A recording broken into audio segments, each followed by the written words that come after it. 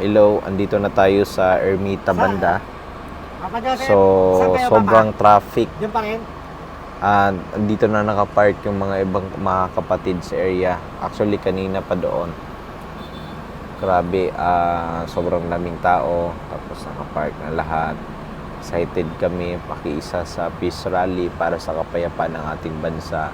Ngayon, mula dito sa Ermita, papuntang Quirino Grandstand, almost approximately 500 meters.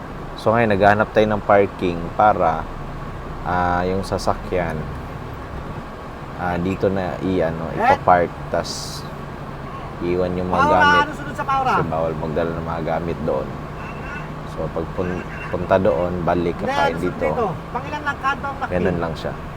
Ang daming nakapark na lahat ng mga kapark na yan, mga kapatid yan. Kumusta kayo dyan? Oli, si Lara, tsaka si Shaina. Oy, Shaina. Ano? Nahiya sila. Oh. Ayan. Kahit saan na sila nagpa-park yung mga nagrarally kami para sa kapayapaan ng ating bansa. Isusulong natin na unity. Sinusuportahan natin yung Pangulo na Del Pilar, instead na mag-i-impeach si Sara Duterte ay wag na pag-abalahan.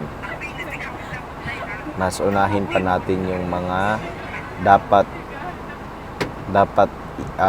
aayusin sa ating bansa kaysa mga pag hindi pagkakaunawaan, para nang sa gayon malutas natin yung problema ng ating bansa. Yan, sinusuportahan natin yung kapayapaan, para sa kapayapaan ng ating bansa.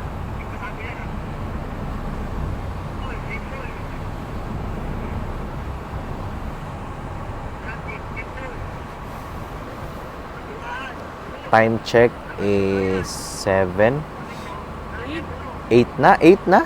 Grabe, 8 na pala. Grabe